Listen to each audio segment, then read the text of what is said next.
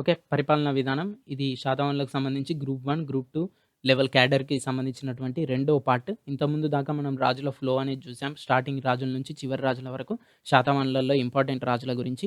And ఇప్పుడు పరిపాలనా విధానంకొచ్చేసరికి వీళ్ళ కాలంలో రాజు దేవుని అంశగా భావించడం జరిగింది. అంటే దేవుడే మళ్ళీ ఒక మానవ రూపం ఎత్తి రాజుగా పుట్టాడు అనే భావన ప్రజలల్లో స్థిరంగా ఇమిడిపోయింది. ఎవరి దగ్గర నుంచి? ఈ శాతవాహనుల కాలం నుంచి రాజు దేవుడు అనే భావన ప్రజల్లో ఇమిడిపోయింది.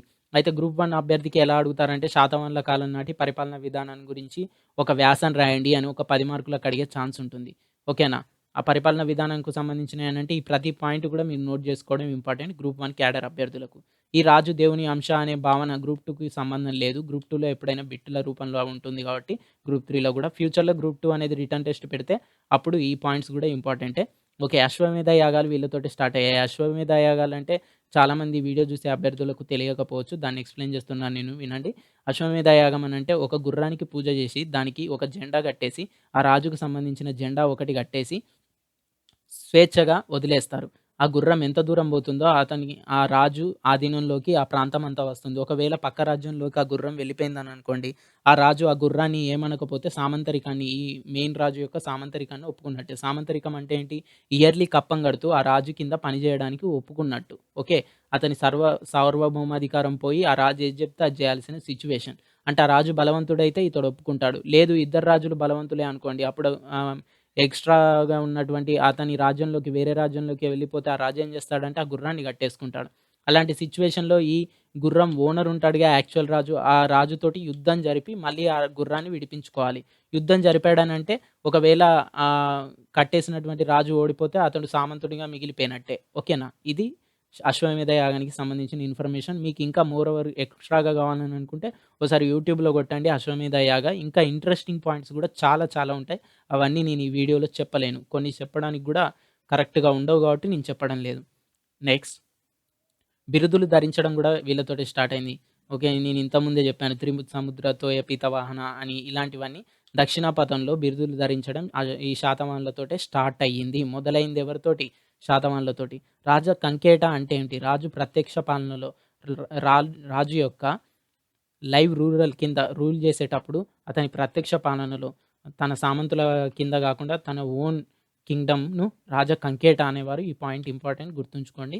ఈ హెడ్డింగ్‌లన్నీ గూడా ఇంపార్టెంటే. ఆహారాలంటే ఏంటి? రాజ్యాన్ని రాష్ట్రాలుగా విడగొట్టారు.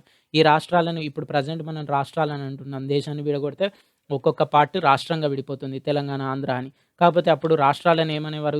వాళ్ళ కింగ్‌డమ్‌ని విడగొడితే ఆహారం అనేవారు. ఆహారం అంటే తిండి అని గుర్తుంచుకోండి. ఓకేనా. రాష్ట్రం అంటే తిండి అని పేరెందుకు పెట్టారు? దాంట్లో నుంచే ఈ ఆహారాల నుంచే టాక్స్ వచ్చేది కాబట్టి ఆహారం, తిండి అని పేరు పెట్టడం జరిగింది ఆ రాష్ట్రానికి. నెక్స్ట్ ఈ రాష్ట్రానికి హెడ్ అమాత్యులు ఉంటాడు. మహారటులు ఉంటారు. ఓకే. అమాత్యులు, మహారటులు రాష్ట్రానికి హెడ్. ఆహారాలకు హెడ్.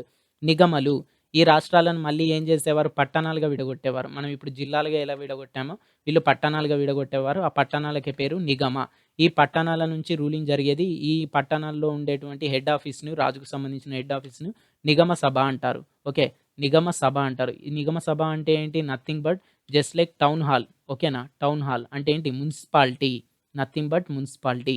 నెక్స్ట్ గహపతులు. గహపతులు అంటే ఎవరు? శాతవాహనుల కాలంలో కుల పెద్దలు. ఇది గ్రూప్ 2 లెవెల్ అభ్యర్థికి ఇంపార్టెంట్ పాయింట్. గ్రహపతులు అనే పాయింట్. గహపతులు అంటే ఎవరు? శాతవాహనుల కాలంలో కుల పెద్దలు. నెక్స్ట్ శాతవాహనుల కాలంలో గుల్మిక అంటే ఏమిటి? గ్రామం. గుర్తుంచుకోండి. పరిపాలన విధానానికి సంబంధించిన సీక్వెన్స్. అంటే ఇక్కడ ఏం గుర్తుంచుకోవాలి? దేశాన్ని ఆహారాలుగా విడగొట్టారు. దానికి హెడ్‌లు అమాత్యులు.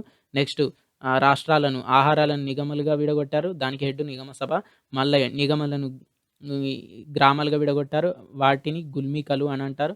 ఈ గుల్మికలల్ల కుల పెద్దలు ఉంటారు.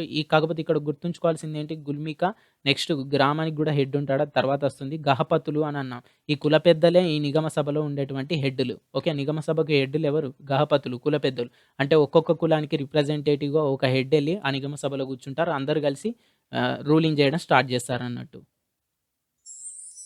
బండారిక వస్తు రూపకంలో ఆదాయం సేకరించేవాడు. టాక్స్ సేకరించే పర్సన్. టాక్స్‌ను మనీ రూపంలో గాకుండా, కాయిన్స్ రూపంలో గాకుండా, వస్తు రూపంలో, థింగ్స్ రూపంలో అంటే ధాన్యం లేకపోతే ఫుడ్, ఫ్రూట్, గ్రెయినరీ సంబంధించి అలా ఆహ్, నిల్వ జేసి కూడబెట్టేవాడిని బండారిక అనేవారు ఆ పర్సన్‌ని. గుర్తుంచుకోండి.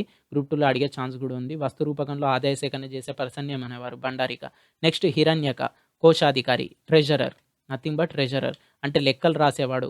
మన దగ్గర ఆదాయం ఎంతుంది ప్రెజెంట్, ఎంత ఖర్చు చేయబడింది అండ్ టాక్స్ రూపంలో ఎంతొచ్చింది, వివిధ రకాలుగా టాక్స్ వసూలు చేసినప్పుడు ఎంతొచ్చింది అని రికార్డ్ మెయింటైన్ చేసేవాడు కోశాధికారి. ఆ పర్సన్‌ని హిరణ్యక అనేవారు.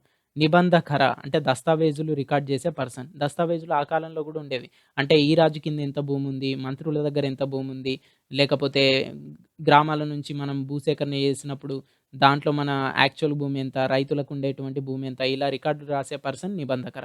నెక్స్ట్ మహాతరక, రాజు అంగరక్షకుడిని మహాతరక అనేవారు. ఓకే.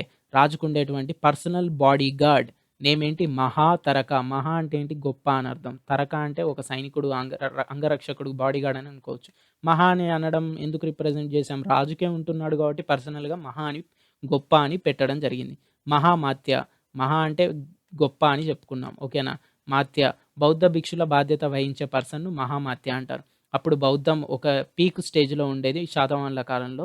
ఓకేనా? బౌద్ధ భిక్షుల బాగోగులు చూడడం రాజుల యొక్క ముఖ్యమైన బాధ్యతగా గూడా అనుకునేవారు.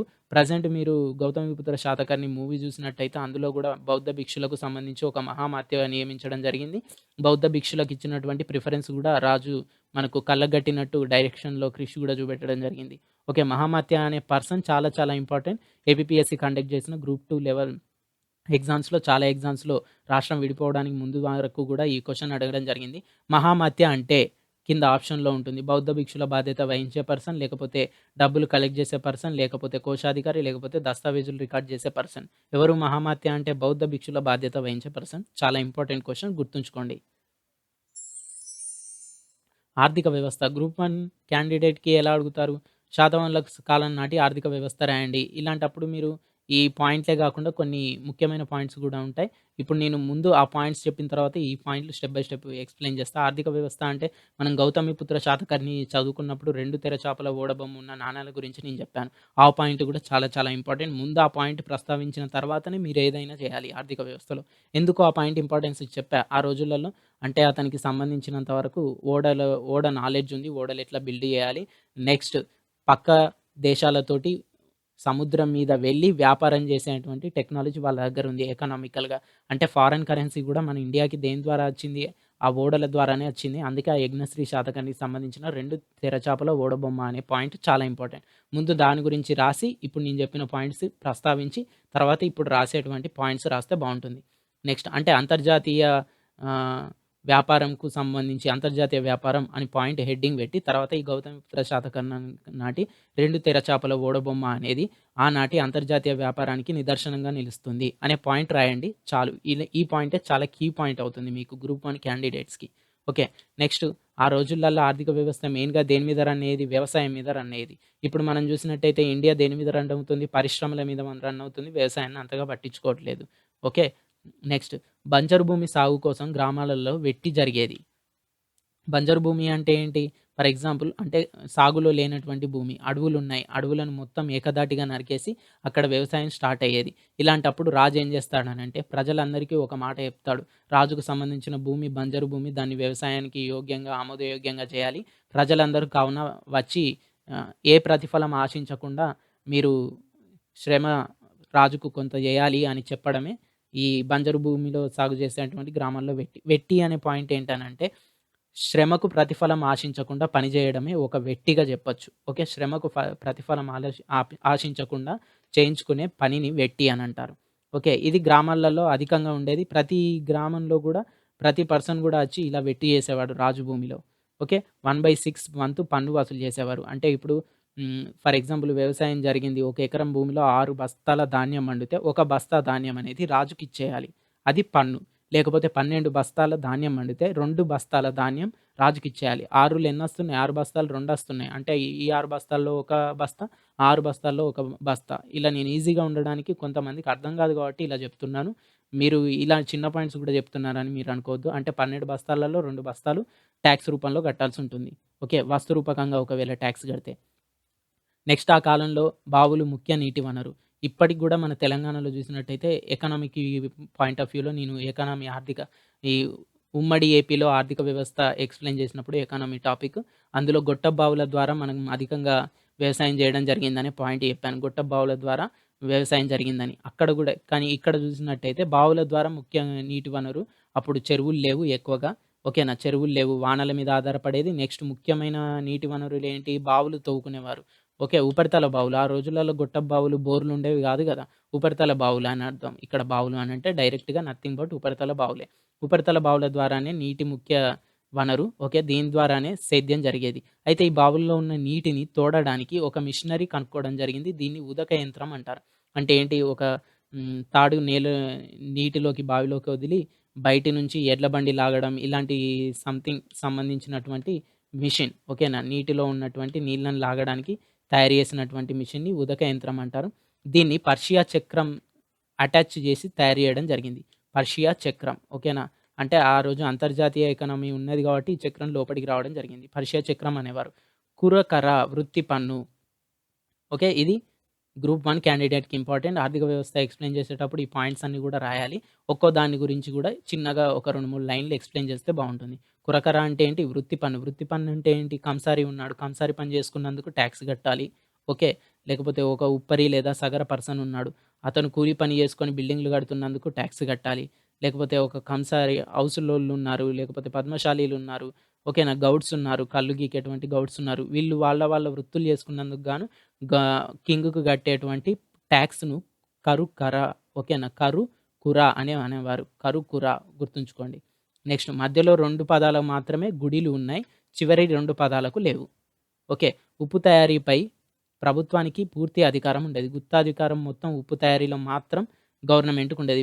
ఫర్ ఎగ్జాంపుల్ ఇండియాలో ప్రభుత్వ రంగం సంస్థ ఏకైక ప్రభుత్వ రంగ సంస్థ అతిపెద్ద సంస్థ ఏంటి? రైల్వే. దాంట్లో ప్రైవేట్ జోక్యం లేదు ప్రస్తుతానికైతే. అలానే అప్పుడు గూడా ఉప్పు తయారీ మొత్తం గుత్తాధిపత్యం గవర్నమెంట్ చేతిలోనే ఉండేది. గవర్నమెంట్ అంటే నథింగ్ బట్ ఏంటి? కింగ్ చేతిలో. శాతవాహనుల కింగ్ చేతిలో ఉండేది. దీన్నెవ్వరు పండించడానికి వీల్లేదు. అంటే ఉప్పు ఖచ్చితంగా పండించాల్సిందెవరు? రాజు ఉద్యోగులు మాత్రమే. దాని నుంచి వచ్చే టాక్స్ మొత్తం గూడా గవర్నమెంట్‌కు డైరెక్ట్‌గా వెళ్ళిపోయేది. నెక్స్ట్ భూదానాలు వీళ్ళతోటే మొదలయ్యాయి ఆర్థిక వ్యవస్థ. ఆర్థిక వ్యవస్థలో ఇదొక పాయింట్‌గా ఎందుకు చెప్పుకున్నాం? దానం చేసింది గూడా ఆర్థిక వ్యవస్థలో రాయాలా అనంటే, ఇప్పుడు ఫర్ ఎగ్జాంపుల్ నీ దగ్గర ఒక 3 ఎకరాలుంది. నువ్వు ఒక ఎకరం భూమిని ఒక అనాథ శరణాలయానికి దానం చేసినావు. 2 ఎకరాలుంది. నీకు 3 ఎకరాల నుంచి గత 10 సంవత్సరాలుగా గూడా ఒక 2,00,00,000 ఇన్‌కమ్ వస్తే, ఇప్పటి నుంచి ఆ 2,00,00,000 ఇన్‌కమ్ వస్తదా? ఒక ఎకరం పోయింది కాబట్టి దానం కింద? ఇప్పుడు మరి ఎకనామికల్‌గా నీకు కొంచెం బ్యాక్ అయినట్టే గదా! డబ్బులు తగ్గినట్టే గదా! మరి ఆ రికార్డ్ గూడా మెయింటైన్ చేయాలి గదా! అందుకే ఈ పాయింట్ గూడా ఆర్థిక వ్యవస్థలో వస్తుంది. భూదానాలు మొదలుపెట్టిందెవరు? గౌతమిపుత్ర శాతకర్ణి. ఆ! అప్పటినుంచి దాంట్లో ఎకానమీలో కొంచెం చేంజెస్ రావడం గూడా స్టార్ట్ అయింది. ఎలా చేంజెస్ రావడం ఇప్పుడు ఇప్పుడే జస్ట్ నౌ నేను ఎక్స్‌ప్లెయిన్ చేశా. ఓకే. నెక్స్ట్ శ్రేణులు. శ్రేణులు ఇది చాలా చాలా ఇంపార్టెంట్. మీరు పై పాయింట్స్ ఎక్స్‌ప్లెయిన్ చేసినా చేయకపోయినా ఈ పాయింట్ చాలా చాలా ఇంపార్టెంట్ గుర్తుంచుకోండి. వృత్తి సంఘాలను శ్రేణులంటారు. ఇప్పుడు గూడా వృత్తి సంఘాలున్నాయి. ఉన్నటువంటి వృత్తి సంఘాలకు మూలాలు ఆ రోజులలో శాతవాహనుల కాలం నుంచే ఉన్నాయనడానికి ఇదొక ఎగ్జాంపుల్. వృత్తి సంఘం అంటే ఏంటి? వృత్తులు వివిధ రకాల వృత్తులుంటారు. పద్మశాలి సంఘం, ఓకే. సగర సంఘాలు, ఓకే. ఇలాంటి సంఘాలన్నీ గౌడ్ల సంఘం, గౌడ సంఘం ఇవన్నీ ఏంటి? వృత్తి సంఘాలు. వాళ్ళ వృత్తికి సంబంధించిన ప్రొఫెషనల్ సంఘాలు. ఓకే. దీనికి వృత్తి సంఘానికి హెడ్ లేదా అధ్యక్షుడు ఎవరు? శ్రేష్ఠి. ఓకే. ఈ వృత్తి సంఘాలు ఏం చేసేటివి అంటే, ఆ రోజులలో బ్యాంక్‌లాగా వర్క్ చేసేవి. అంటే బ్యాంక్‌లా వర్క్ ఇప్పుడు చేసే సంఘాలు గూడా అంతే. ఇప్పుడు చేసే సంఘాలు గూడా ఏం చేస్తాయి, ప్రతి ఒక్క పర్సన్‌కి ఎంతో కొంత అప్పిస్తాయి. ఆళ్ళ మెంబర్‌షిప్ ఉన్న పర్సన్‌కి నెల వడ్డీ వసూలు చేసుకుంటాయి. న్యాయంగా ఉంటాయి. ప్రతి ఒక్క పర్సన్‌ని గూడా ఈక్వల్‌గా చూస్తాయి. ఆ రోజులలో గూడా వృత్తి సంఘాలల్లో హెడ్ శ్రేష్ఠి. ఈ వృత్తి సంఘాలు శ్రేణులు గూడా బ్యాంకుల్లాగానే లావాదేవీలు నడిపేది. అందులో మెంబర్‌షిప్ ఉన్న పర్సన్స్‌కి అప్పులిచ్చేది. నెల వసూలు చేసుకునేది వడ్డీతో కలిపి. ఓకే. నెక్స్ట్ ఆ రోజులలో ముఖ్యమైన నాణెం పేరేంటి? కార్షపణ అనేవారు. నాణాన్ని ఏమనేవారు? కార్షపణ. ఇది గ్రూప్ 2లో చాలా చాలా సార్లు అడిగిన బిట్టు. అయితే ఈ కార్షపణ అనే పదం మన మొఘల్లో గాదు సారీ మౌర్యాస్ గూడా వస్తుంది. గుప్తుల కాలంలో గూడా వస్తుంది. కొన్ని సందర్భాలలో కాకతీయుల కాలంలో గూడా వస్తుంది. అందుకే ఇలాంటి కన్‌ఫ్యూజింగ్ ఉన్నప్పుడు వాడు ఎలా అడుగుతాడు క్వెషన్ ఫ్రేమింగ్ చేసేటప్పుడు, కార్షపణ అంటే ఏంటి? That's it. అంతేగాని శాతవాహనుల కాలంలో నాణెం ఏమనేవారు అని అడగరు. కార్షపణ అంటే ఏంటి? కింద ఒక నాణెం, నెక్స్ట్ ధాన్యానికి ఉండేటువంటి మరొక పేరు, నెక్స్ట్ ఇలా రకరకాలుగా అడుగుతూ ఉంటాడు. ఓకే. కార్షపణ అంటే ఏంటి? నాణెం పేరు. ఆ రోజుల్లో ఉన్నటువంటి వివిధ రకాల వృత్తుల గురించి నేనిక్కడ మీకు ఎక్స్‌ప్లెయిన్ చేశాను. అప్పటి పేరేంటి?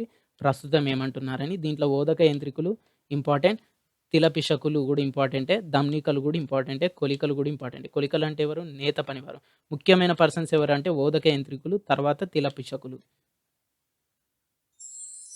ఆ రోజులలో సమాజం ఎలా ఉంది? గ్రూప్ 1 క్యాండిడేట్‌ని ఎప్పుడైనా గూడా ఏదో ఒక క్వెషన్ అడుగుతూ ఉంటారు. ఎలా? శాతవాహనుల కాలం నాటి సొసైటీ గురించి ఎక్స్‌ప్లెయిన్ చేయండి అని 10 మార్క్స్‌కి డైరెక్ట్‌గా ఇస్తూ ఉంటాడు. సింధు నాగరికతకొచ్చేసరికి అక్కడ నేను ఎక్స్‌ప్లెయిన్ చేశాను. సింధు నాగరికతలో 10 మార్క్స్‌కి గ్రూప్ 1 అభ్యర్థికి అడిగే ముఖ్యమైన ప్రశ్న ఏంటి? చాలా సార్లు రిపీటెడ్‌గా అడిగింది ఏమని చెప్పాను నేను? వాళ్ళ నగర వ్యవస్థ గురించి ఎక్స్‌ప్లెయిన్ జేయండి. నగర నిర్మాణం గురించి. అదే శాతవాహనులకొచ్చే వరకు సమాజం గురించి అడుగుతారు. ఎందుకనంటే ఎందుకు? సమాజం అనంటే ముఖ్యంగా మనం గుర్తుంచుకోవాల్సిందేంటంటే స్త్రీ పాత్ర. ఆ సొసైటీలో స్త్రీకున్నటువంటి ముఖ్యమైన ఇంపార్టెన్సే సమాజంలో ఖచ్చితంగా కీ రోల్ ప్లే చేస్తది. ఇక్కడ మరి ముఖ్యమైన పాత్ర పోషించినట్టా లేదా అక్కడ శాసనాలు వేయించింది గుహ శాసనం అని ఫస్ట్ పాయింట్ జెప్పుకున్నాం. నెక్స్ట్ గౌతమి పుత్ర శాతకర్ణి అని తల్లి పేరు పెట్టుకోవడం ఒక ట్రెండ్ అయిపోయిందని చెప్పుకున్నాం.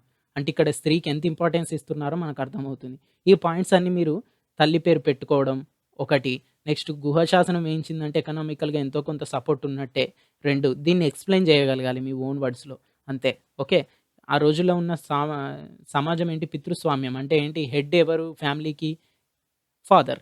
నెక్స్ట్ తల్లి గాదు. ఫాదరే హెడ్. కాకపోతే లేడీస్‌కి ఇంపార్టెన్స్ అనేది ఉండేది.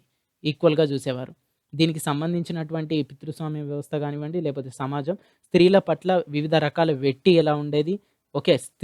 స్త్రీలతోటి వెట్టి జేయించుకునేవారు. గ్రామాలలో ప్రజలతోటి గూడా ఓవరాల్‌గా వెట్టి జేయించుకునేవారు. ఈ వెట్టికి సంబంధించిన ఆహ్, విధానం మొత్తం కామసూత్రాలో ఎక్స్‌ప్లెయిన్ జేయడం జరిగింది. కామసూత్ర అంటే ఒక సెక్సువల్ గ్రంథమే గాదు. దాంట్లో చాలా రకాల ఇన్ఫర్మేషన్ గూడా ఉంది. ఈ శాతవాహనుల కాలం నాటి వెట్టికి సంబంధించిన ఇన్ఫర్మేషన్ తెలియజేసే గ్రంథం ఏంటి? కామసూత్ర. ఇది గ్రూప్ 1 క్యాండిడేట్‌కి ఇంపార్టెంట్. ఓకే. నెక్స్ట్ ఆర్య సంస్కృతి, వర్ణ వ్యవస్థ. ఆర్య సంస్కృతికి సంబంధించినటువంటి వర్ణ వ్యవస్థ వీళ్ళ కాలంలో ఉందని చెప్పొచ్చు. వర్ణ వ్యవస్థ అంటే నేను ఇంతకుముందు ఫస్ట్ వీడియోలో ఎక్స్‌ప్లెయిన్ జేయడం జరిగింది. బ్రాహ్మన్స్, తర్వాత క్షత్రియులు ఆ ఫ్లోలో ఉన్నప్పుడు. నెక్స్ట్ కులాంతర వివాహాలు జరిగేవి.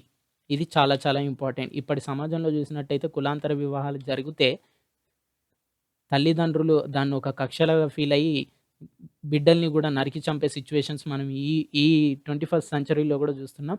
బట్ ఆ రోజులల్లో ఎంత పద్ధతిగా ఉండేదో మనం దీన్ని బట్టి చూస్తుంది. అందరూ ఈక్వల్ అనడానికి ఇదొక భావన చాలా చాలా పెద్ద పీట వేస్తుంది. కులాంతర వివాహాలు శాతవాహనుల కాలంలో జరిగేవి. నెక్స్ట్ దేశాంతర వివాహాలు గూడా జరిగేది. ఇది చాలా చాలా ఇంపార్టెంట్ పాయింట్. అంటే దేశాంతర వివాహాలంటే ఏంటి? ఒక ఇండియన్ పర్సన్ అమెరికా అమ్మాయిని పెళ్లి చేసుకోవడం. ఇది దేశాంతర వివాహం కిందకొస్తది. కంట్రీ, దేశం ఆంతర వివాహం అంటే ఏంటి? అవతల జరిగే పెళ్లి. ఓకే. పర్సన్స్ తోటి. ఈ దేశాంతర వివాహాలకు పురుడు పోసింది ఎవరు? స్టార్ట్ చేసింది ఎవరు అనంటే హాలుడు అని చెప్పుకోవచ్చు. హాలుడు ఏం చేశాడు? ఒక శ్రీలంక రాణిని పెళ్లి చేసుకున్నాడు. గాథా సప్తశతి రాసినటువంటి కవివత్సలుడు అని పేరు పొందినటువంటి శాతవాహన రాజు హాలుడు శ్రీలంక రాణిని పెళ్లి చేసుకున్నాడు. అంటే సముద్రం దాటి శ్రీలంకకెళ్ళి అక్కడ చూసి పెళ్లి చేసుకున్నాడు.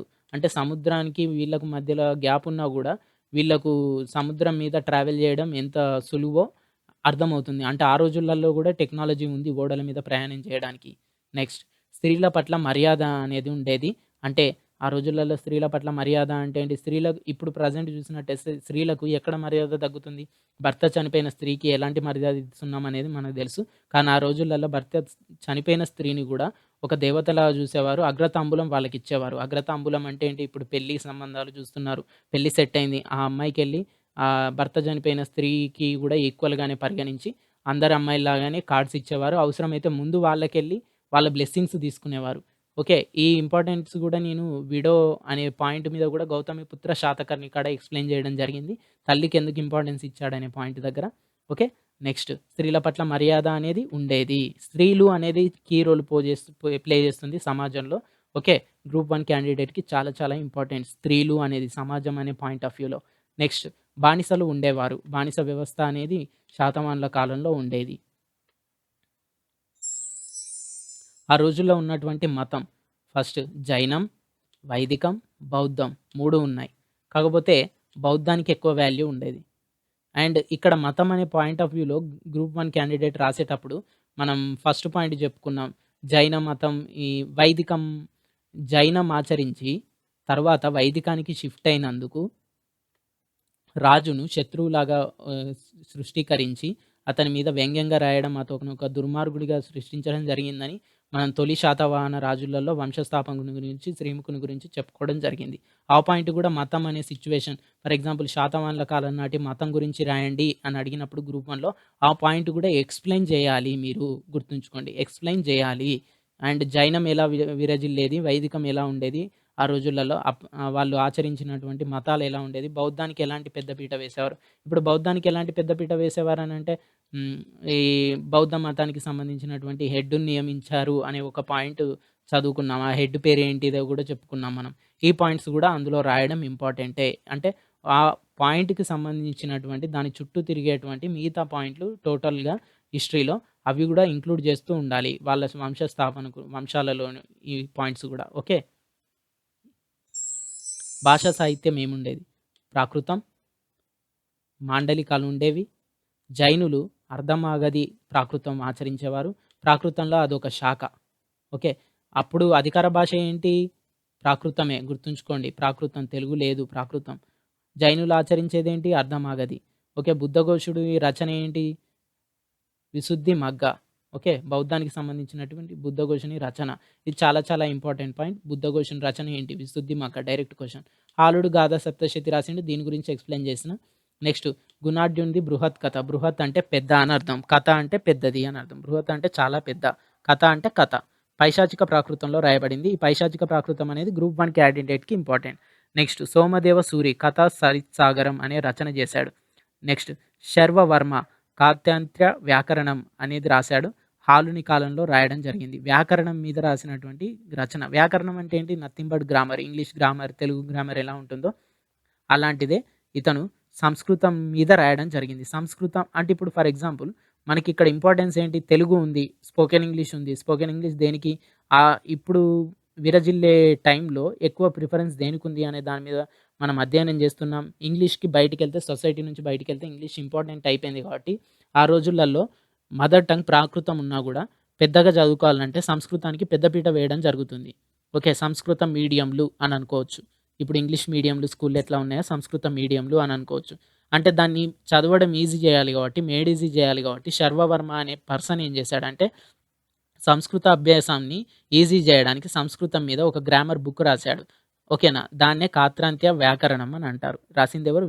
శర్వవర్మ. ఇతను హాలుని కాలానికి సంబంధించిన వాడు.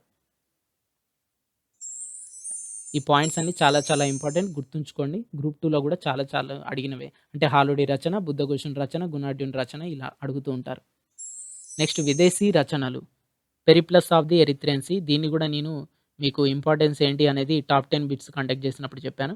'Periplus of the Erythraean Sea' అనే రచన చేసింది ఎవరో మనకు తెలియదు. అజ్ఞాత నావికుడు చేశాడు. అతను డైరీ మెయింటైన్ చేసుకొని ఏ ఓడరేవుకెళ్ళినా గూడా అక్కడ చూసినటువంటి వింతలను అందులో నోట్ చేయడం జరిగింది. పేరు బాగున్నప్పటికీ ఆ పర్సన్ ఎక్కడ గూడా ఈ బుక్ పేరు 'Periplus of the Erythraean Sea' అని పెట్టినప్పటికీ ఆ బుక్‌లో ఎక్కడ గూడా తన పేరును మెన్షన్ చేయకపోవడం మన దురదృష్టకరం. ఇంత మంచి రచన చేసినటువంటి నావికుడు మనకు తెలవకపోవడం మన దురదృష్టకరం. నెక్స్ట్ జాగ్రఫీ రాసింది టాలమీ. టాలమీ యొక్క రచన జాగ్రఫీ. న్యాచురల్ హిస్టరీ రాసిందెవరు? ప్లినీ. ఇది గూడా అడుగుతుంటారు. ఇవన్నీ ఏం తెలియజేస్తున్నాయి?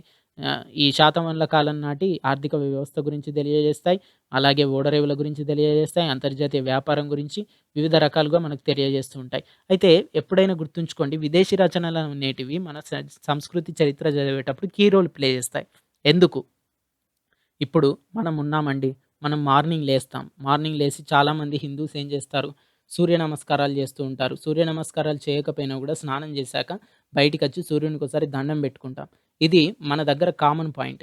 అదే ఒక విదేశీయుడు చూస్తే అతనికో ఇంట్రెస్టింగ్ పాయింట్ అవుతుంది. లేదు ఇప్పుడు అయ్యప్ప మాలలు వేసుకుంటూ ఉంటారు. ఫర్ ఎగ్జాంపుల్ రీసెంట్‌గా మా ఫ్రెండ్ ఒకరు అయ్యప్ప మాల వేసుకొని అయ్యప్పన్ దర్శనం కోసమని శబరికెళ్ళే రూట్‌లో కన్యాకుమారి విజిట్ చేసినప్పుడు కన్యాకుమారి దగ్గర ఫారెన్ విజిటర్స్ వీళ్ళని జూసి వీళ్ళ దగ్గరికొచ్చి, "ఏంటి మీరిలా ఉన్నారు? ఇలాంటి వేషధారణ ఏంటి? బ్లాక్ డ్రెస్ ఏంటి? 35 మెంబర్స్ దాకా ఉన్నారు. ఇలాంటి డ్రెస్ కోడ్ ఏంటి? మీరు ఏ కంపెనీలో వర్క్ చేస్తారని?" అడిగారు. అంటే వాళ్ళకది ఇంట్రెస్టింగ్‌గా అనిపిస్తుంది. కానీ మనం రెగ్యులర్‌గా చూసే పర్సన్స్‌కి అది ఇంట్రెస్టింగ్‌గా అనిపిస్తుందా? అనిపించదు. అందుకే ఆ పర్సన్స్ ఏం చేస్తారు? ప్రతిదీ నోట్ చేసుకొని అక్కడికెళ్ళి వాళ్ళ ఫ్రెండ్స్‌కి చెప్పడం జరుగుతుంది. ఇలా నేనిది మీకు ఈజీగా అర్థమయ్యే మేనర్‌లో చెప్పా. అంటే ఇక్కడున్న కల్చర్ వాళ్ళకి కొత్త కాబట్టి ప్రతి పాయింట్‌ని కూడా అందులో రాయడం జరిగింది. దీన్ని మన ఇప్పుడున్నటువంటి ప్రెజెంట్ చరిత్రకారులు ఈజీగా అర్థం చేసుకోవడానికి ఆ కాలం నాటి చరిత్రను ఈజీగా అర్థం చేసుకోవడానికి యూజ్‌ఫుల్ అవుతుంది. మన సొంత రచనలతోటి పోల్చుకుంటే విదేశీ రచనలతోటి. అందుకే విదేశీ రచనలకి ఎక్కువ ఇంపార్టెన్స్ ఉంటుంది. ఈ పేర్లు గూడా చాలా ఇంపార్టెంట్ గుర్తుంచుకోండి. టాలమీ రచన ఏంటి? జాగ్రఫీ. ప్లినీ రచన నేచురల్ హిస్టరీ. బానిస స్త్రీలు, మిరియాలు, బంగారం ఇవన్నీ ఇన్సిడెంట్‌లేంటంటే ప్లినీ న్యాచురల్ హిస్టరీలో రాసుకున్నాడు. ఓకేనా? తను బానిస స్త్రీల గురించి ఎక్స్‌ప్లెయిన్ చేయడం జరిగింది. మిరియాలు ఇక్కడి నుంచి మన దగ్గర నుంచి ఎక్కువగా ఎళ్ళేదేంటంటే మిరియాలు. శాతవాహనుల కాలంలో మిరియాలు ఇక్కడి నుంచి ఎగుమతయ్యేది. ఈజిప్ట్ ఏరియాకి ఓకేనా? గ్రీక్, ఈజిప్ట్ మన ఆఫ్రికా ఏరియాలకి ఎగుమతయ్యేది. అక్కడి నుంచి మనం దిగుమతి ఏం చేసుకునేవాళ్ళం? బంగారం చేసుకునేవారు. ఈ ప్లినీ తను ఎంతో ఆవేదనగా రాసాడు తన న్యాచురల్ హిస్టరీలో. ఏమని? మిరియాలు తినకపోతే మనం చస్తామా? మనం మిరియాలు తీసుకొని అతి ముఖ్యమైన బంగారాన్ని వాళ్ళకి ఎగుమతి చేస్తున్నామని చాలా బాధపడ్డాడు. ఓకే. ఆనాటి కట్టడాలు. కట్టడాలు గూడా ఇంపార్టెంటే. ఈ శాతవాహనుల శిల్పకళ ఏ పేరుతో ప్రసిద్ధి? ఇది ఈ రీసెంట్‌గా కండక్ట్ చేసిన టీఎస్‌పీఎస్‌సీ ఎగ్జామ్‌లో అడగడం జరిగింది. అమరావతి శిల్పకళ. నెక్స్ట్ స్తూపం అంటే ఏంటి? సమాధి. బౌద్ధానికి సంబంధించినటువంటి సమాధిని స్తూపం అంటారు. విహారం అంటే ఏంటి? విశ్రాంతి మందిరం, నివాసాలు. చైత్యాలంటే ప్రార్థనా మందిరాలు. బౌద్ధానికి సంబంధించిన పదాలివి. జాతక కథలంటే ఏంటి? బుద్ధుని పూర్వజన్మ ఇతివృత్తాలు. ఈ పాయింట్స్ నేను టాప్ 10 బిట్స్ కవర్ చేసిన దాంట్లో శాతవాహనులకు సంబంధించి గ్రూప్ 2, గ్రూప్ 3 లెవెల్‌కి టాప్ 10 బిట్స్‌లో ఎక్స్‌ప్లెయిన్ చేయడం జరిగింది. ఆగ్నేయాసియా, Thai, Sumatra, Annam, Java etcetera ఈ ప్లేసెస్ అన్నిట్లో గూడా ఈ అమరావతి శిల్పకళ అనేది ప్రాచుర్యం పొందింది. అంటే ఇక్కడి నుంచి అక్కడికి ఎగుమతి చేయబడింది.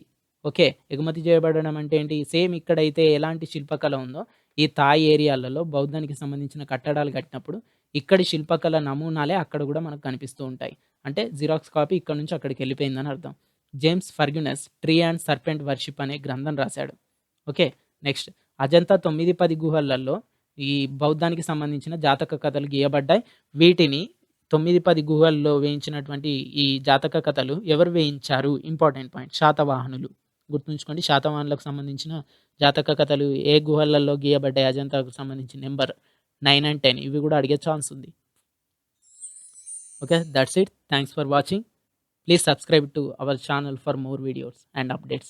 If you like the video, share with your friends.